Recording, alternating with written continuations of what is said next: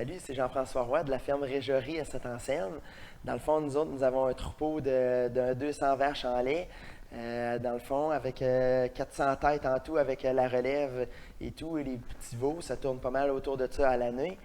Dans le fond, nous cultivons à peu près 1100 acres en tout de culture, que ce soit la culture du soya, du maïs, du blé les fourrages. Ce qui a trait au fourrage, nous cultivons à peu près 500 acres de fourrage pour alimenter les vaches et les tares.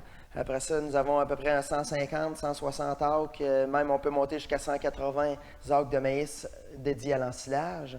Puis par la suite, c'est ça, ça joue pas mal entre le blé, le maïs grain et le soya. C'est pas mal ça qui fait le tour de notre grandeur de culture. Nous faisons à peu près 5000 tonnes de fourrage, incluant le maïs ensilage et le foin. Dans le fond, nous avions une fourragère avant 900 que nous avons utilisée pour à peu près pendant une dizaine d'années.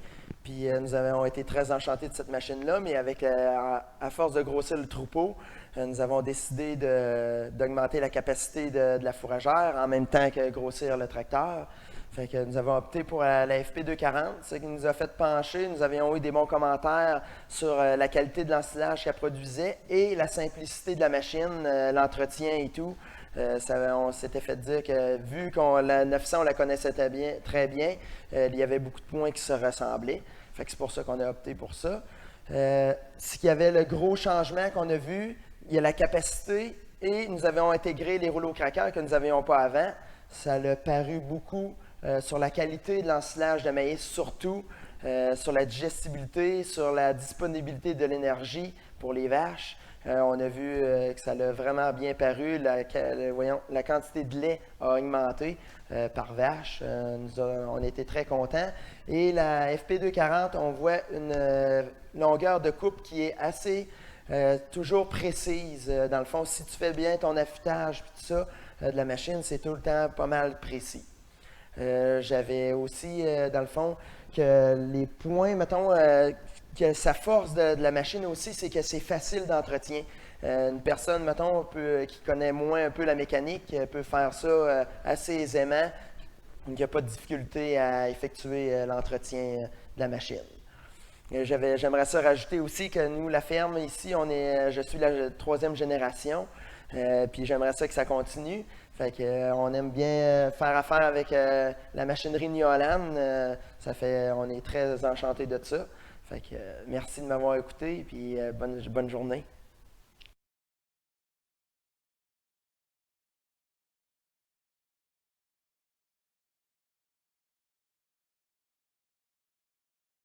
Bonjour, je m'appelle Maxime Maheu, je suis représentant de la machinerie Aventis Saint-Anselme. Aujourd'hui, on est à la ferme Régerie pour vous présenter la fourragère, la FP240. Comme on sait, on est à peu près entre la première et la deuxième coupe. Les vérifications qu'il y a à faire entre les coupes, c'est à peu près comme ce qu'il y a à faire aussi le printemps et l'automne. Il y a un graissage à toutes les coupes. On vérifie aussi que les couteaux soient bien affûtés. La barre de coupe, que soit si elle est ronde, on la vire de bord puis on raffute les couteaux. Aussi, il y a la pierre qui est importante à vérifier si elle n'est pas trop usée. Puis avec l'affûtage du couteau, si les couteaux sont mal aiguisés, on se ramasse avec une mauvaise qualité de coupe, puis on n'a pas non plus la bonne longueur de coupe. Fait que dans un silo ou d'un bunker, on n'a pas la bonne compaction. Maintenant qu'on est en arrière de la machine, on a parlé de l'affûtage des couteaux pour la qualité de l'ensilage. Puis au nombre de couteaux qu'on utilise sur la bûche, on a 6, 8 ou 12 couteaux. Dans le cas de la ferme ici, on marche à 8 couteaux à l'année. Fait qu'on joue avec les gears. On peut marcher aussi à 12 couteaux pour le foin et à 6 couteaux pour le maïs. Dans le maïs, on a notre courroie qui fait virer nos rouleaux craqueurs. On a le choix de laisser la strap tout le temps dessus pour que les rouleaux craqueurs virent ou de l'enlever. Puis on a aussi la plaque ici qu'on va mettre en dessous pour que l'ensilage de maïs passe dans les rouleaux. Puis ensuite, on a toutes les chaînes de côté.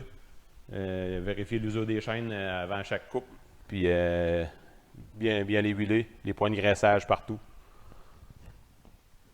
Pour les trois derniers points d'entretien de la fourragère, on parle de vérification de la tôle d'usure du fan.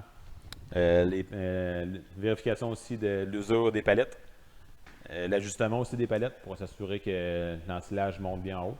On a aussi la vérification de la tôle d'usure de la chute pour s'assurer que l'ensilage est dans le fond et que la chute n'aboure pas. Après ça, on a le point de pivot de la chute. Très important de graisser. Il ne faut vraiment pas négliger la graisse là-dessus parce que vous allez vous ramasser que la chute va un peu jammer. En général, la machine, on graisse ça à peu près aux 8 heures. Les couteaux, c'est semblable à ça, 8 à 10 heures d'utilisation, tout dépendant du nombre de tonnes de foin ou de maïs que vous avez fait.